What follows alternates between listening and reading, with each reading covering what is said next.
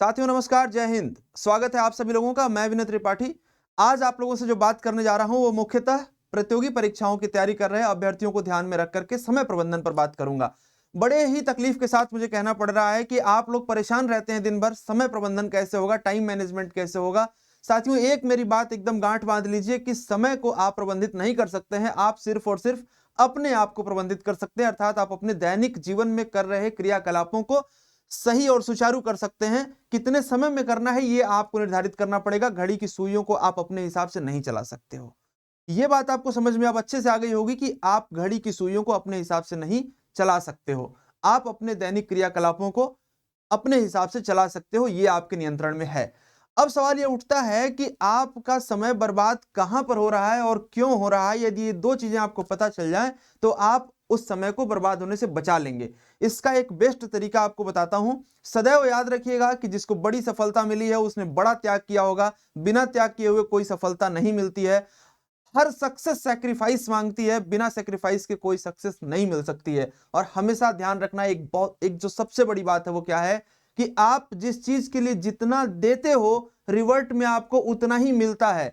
तो जो आप कहते आ रहे हैं कि something is better than nothing, ऐसा कोई सिद्धांत नहीं होता है। नथिंग का मतलब नथिंग। यदि आप नथिंग पे कर रहे हैं तो आपको नथिंग मिलेगा। यदि आप समथिंग पे कर रहे हैं तो समथिंग मिलेगा। और यदि आप एवरीथिंग पे कर रहे हैं तो आपको एवरीथिंग मिलेगा। मतलब कहने का यह है कि यदि आपने जी जान लगा दिया अपनी पढ़ाई के लिए तो फिर आपको आपका अपेक्षित परिणाम भी मिलेगा। यदि आपको टॉप 10 में रैंक चाहिए तो टॉप 10 में ही मिलेगी। यदि रैंक 1 चाहिए तो रैंक 1 ही मिलेगी। लेकिन अपने आप से पूछिए और ये वादा करिए कि क्या आप अपने आप के लिए उतना ही पे कर रहे हैं, उतना ही समय दे रहे हैं, उतनी ही तैयारी कर रहे हैं जितनी कि रैंक 1 के लिए रिक्वायर्ड है। यदि आपके दिल से जवाब आता है यस, तो फिर आपको रैंक 1 मिलेगी। नहीं आता है तो जीवन में कभी नहीं मिलेगी। अब आते हैं मुद्दे पर कि आप उस समय को कैसे अपने हित में लगा सकें। इसके लिए आपको एक छोटा सा काम करना है और बड़े ही प्यार से करना है, बिना किसी को बताए। क्या करना है? एक छोटा सा पेपर ले लीजिए। पूरे दिन और रात मिलाकर के जो 24 घंटे होते हैं उनको आप 6-6 घंटों के 4 टुकड़ों में बांट दीजिए। और 6-6 घंटे में आपने कौन सी एक्टिविटी की है। 6 घंटे जब आप पढ़ने बैठे थे तो ध्यान से उसमें विचार करिए कि वो 6 घंटे पढ़ते समय आपने दूसरों के बारे में कितना सोचा, फोन के बारे में कितना सोचा, कितनी बार आपने सेल फोन उठाया, कितनी बार आप उठ करके वॉकिंग करने गए, कितनी बार आप उठ करके पानी पिए, उस पढ़ने के दौरान अपने चेयर पर बैठ करके कितनी बार फोन कॉल पर बात किए, आपने कितनी बार कोई यूट्यूब वीडियो उसमें देखा जो आपके काम का नहीं था, कितनी बार आपने कोई और छोटा मोटा काम करने के लिए चेयर छोड़ा। ये नोट करिए, उसमें सब कैलकुलेट करिए, इंटीग्रेट करिए और पता करिए कि आखिर उस 6 घंटे में प्रोडक्टिव टाइम कितना निकल के आया है। आपको पता चलेगा कि आपका समय बर्बाद कहां पर हो रहा है।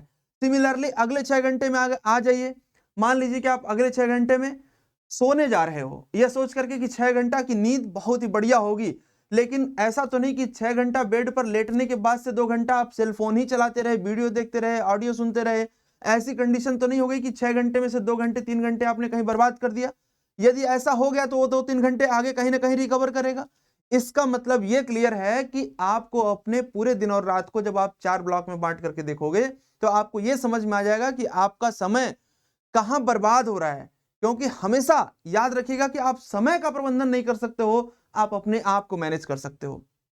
सिमिलरली आपको एक पॉइंट और क्लियर करता हूं जो बहुत महत्वपूर्ण है। एक पूरे महीने की यदि बात की जाए तो सैटरडे संडे लगभग लगभग 4 बार आता है। मतलब कि 8 दिन आपके पास ऐसे होते हैं जिस समय बचपन से या आपके समझदारी के विकसित होने के बाद से आपके दिमाग में एक छोटा सा कीड़ा है कि वीकेंड है। तो वीकेंड उन लोगों के लिए है जो वीकेंड एंजॉय कर रहे हैं, जिन्होंने उसकी प्लानिंग कर रखी है। लेकिन अभी तो आप अपने मुख्य लक्ष्य को प्राप्त नहीं कर पाए हो। और ऐसी कंडीशन में यदि महीने के 8 दिन दिमाग में वो कीड़ा चल रहा है तो आप जानते हैं कि सबकॉन्शियस माइंड वैसा ही काम करता है। सैटरडे संडे का नाम लेते ही दिमाग कहता है बॉडी को कि बस आराम कर लो, मौज मस्ती कर लो, घूम लो, सेल्फी ले लो, फेसबुक पे डाल दो, स्टेटस लगा दो। और इसके बाद जब परीक्षा होगा तो फिर वहां पर आप अपने आप में विचार करना कि क्या वो वीकेंड जो मनाते थे हर महीने में, यानी कि एक साल में जो हर महीने 8-8 दिन वीकेंड मनाते रहे, यदि उतना भी कंसंट्रेट करके पढ़े होते तो शायद क्वालिफाई हो गया होता। तो साथियों ये याद रहे बिल्कुल, यह सोचना बंद करिए कि समय कैसे मैनेज करें। आप यह सोचना शुरू करिए कि अपने आप को कैसे मैनेज करें। यदि आपने 6 घंटे पढ़ने का स्लॉट रखा है और उसमें आपके पास अचानक से कोई फोन कॉल आता है कि बस आपकी याद आ रही है, बस मिलने आ जाओ, आप हाथ जोड़ लो कि भाई मिलने आ जाएंगे, लेकिन इस 6 घंटे के बाद या फिर कल में शेड्यूल में हम रख लेते हैं, वहां पर आ जाएंगे। तो मैं आशा करता हूं कि आपको यह बात समझ में आ गई होगी। पहले इतना आप लोग अप्लाई करो और फिर साथ में कमेंट भी करो कि इस तरीके के कौन से मुद्दे पर आपका दिमाग कंफ्यूज होता है, किस तरीके की वीडियो की आपकी जरूरत है। यथासंभव कोशिश की जाएगी कि जो सबसे बेस्ट चीज है वो निकाल करके आपके सामने रखी जाए। इसे 10 दिन अप्लाई करके देखो, आपका समय आपकी मुट्ठी में होगा, आपका वक्त आपके साथ होगा। इन्हीं शब्दों के साथ good luck, thank you, all the best.